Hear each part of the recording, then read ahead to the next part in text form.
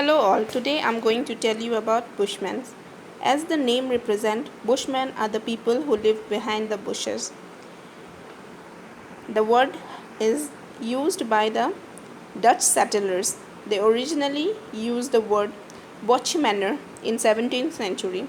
Later, this word began to be pronounced as Bushman. They are often called as Sun people. Some scholars refer them as the first people on earth. But it is for certain that they are the oldest culture on the earth's surface. They represent a hunting gathering community. They live a semi nomadic life. Coming to the territory, they are confined to the inhospitable environment of Kalahari Desert. As you can see here in this map, Kalahari Desert is located in the south of Africa.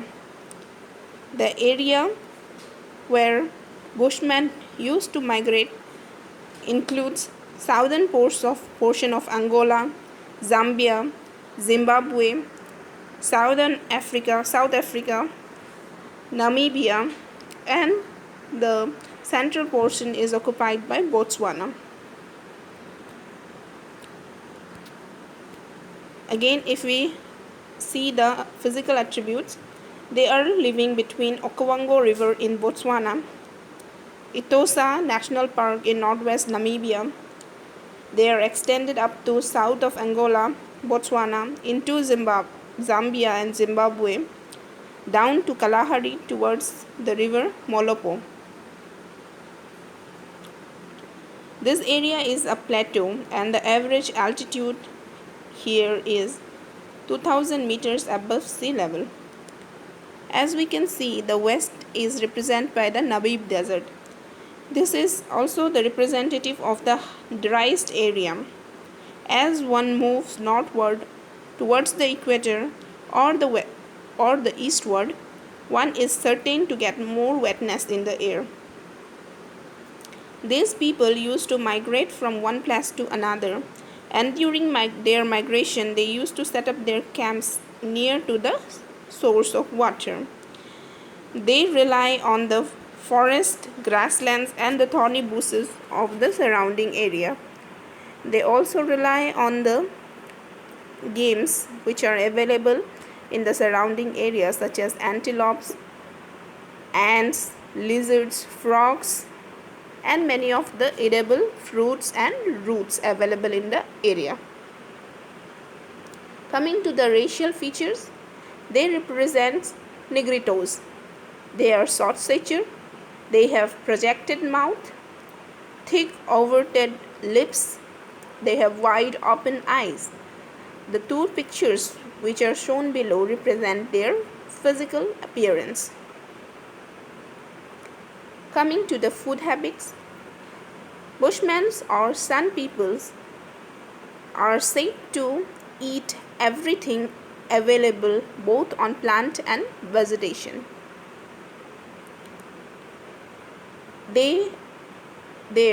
Each family produces or procures their own food from the adjoining area. Their food ranges from antelope, zebra, porcupine, wild hare, lion, giraffe, fish, insect, tortoise, ants, snakes, hyenas, eggs, and wild honey. They used to boil their meat and sometimes they roast it on the fire. In the above picture, I am showing how the Bushmen are lighting a fire. The woman collects edible roots, berries, grubs, insects, small games like tortoise, frog, lizard. They also collect firewood and water. Although they are often setting up their camps near to the source of water, but they have to collect water to their houses. And for collecting water, they use ostrich egg cells. Sometimes they use dry stomach of animals. The Bushmans, they have a keen knowledge of location of probable spots for groundwater. They knows where to dig hole in sand to find water. They often squeeze the root of vegetations nearby area so that they can get water from the root of vegetables.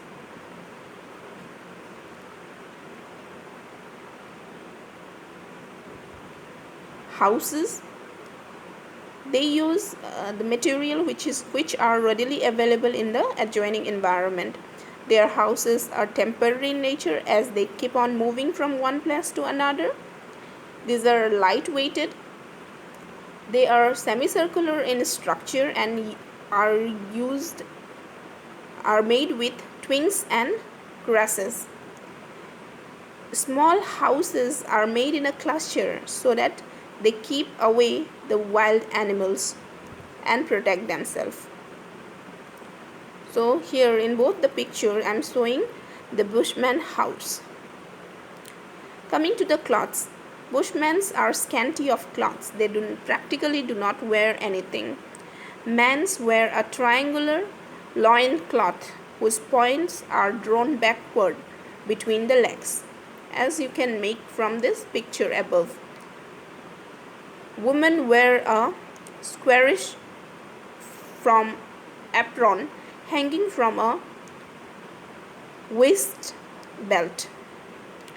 They often wear a different type of garment come holdall to keep the baby and other essential commodities, and this cloth is called as cross. Coming to hunting, Bushmen are skilled hunter. For small hunting, the male members of the family with their sons go for hunting. But for big hunts, they used to go in a team with members from different family. But here, the man whose arrow kills the animal has the right to distribute the meat among the tribal members. They use small bows and arrows. They used to poison their arrow. For poisoning, they use the larvae of small beetles. They also use plant poisons such as euphorbia. Sometimes they use snake venom also. During hunting, they imitate the movement of the animal. They track the animals for many days. They also sometimes use to make voice or sound of the animal they are going to hunt, and basically these are birds. These people are not wasteful. They use every part of animal they hunt.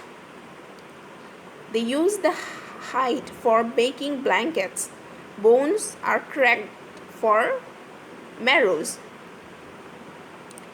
Now coming to Bushman society, they represent an integral relationship with the environment. Their society is egalitarian, that is, everybody enjoys equality of right. No one is having a higher status or a lower status. All are equal in this society. Their economy is called gifted society. Here, if somebody has an abundance of something, then he will gift it to other one, and in exchange he can take the thing which the other man has in abundance. Such kind of economy can be easily compared with barter system of economy, and it is called as gifted economy. In their society, monogamous relationship is generally found, but they often practice polygamy. They believe in magics. They also have a good understanding of herbs used for medicinal purpose. They used to integrate this practice of medicine and medicines together for medical healing. Now there are some distinctive representation of their good relationship with the environment. Here, during the drought period, the women they used to cease to conceive, and the hunters they take special care not to hunt female and young prey during the drought season. They also practice a tradition called Hudia tradition. In this tradition, there is a plant called Hudia which has the property of suppressing appetite. Bushmans used to intake this Hudia plant, part of this Hudia plant, to suppress their appetite. And in this way, they can live in the least possible availability of food supply.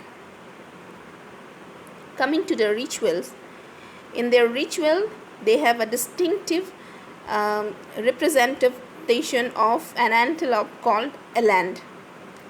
A boy will become an adult when he kills his first large antelope, and that antelope preferably should be an eland.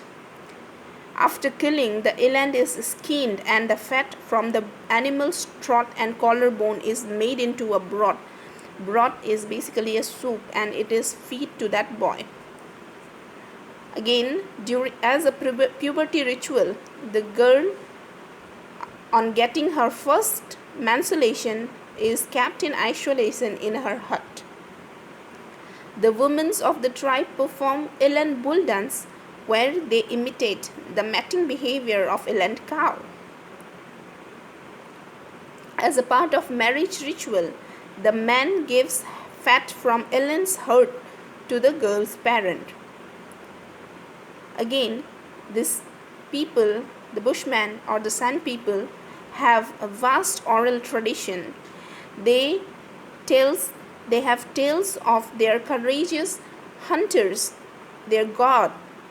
They often practice telling of those tales. This basically is intended to educate the younger generation about their past. They perform a medicinal or healing dance, and in this dance, the women usually sit around a central fire and they sing and clap their hands, and the men then first dance around the woman in clockwise direction and then in reverse direction. They also perform some warrior dance which is represented in the above picture. There are a few problems also. Although I have told you earlier that they are always in move in and around the Kalahari desert area, but these people have no right on land at all, and this is the tyranny. In one of the worst case of 2002, the Botswana government forcibly evicted them from the Central Kalahari Game Reserve to make way for diamond mining, and they officially cited the reason to provide them with services such as school and medical facilities and to bring them to modern society. But their actual intention was to make way for diamond mining. These people has to suffer the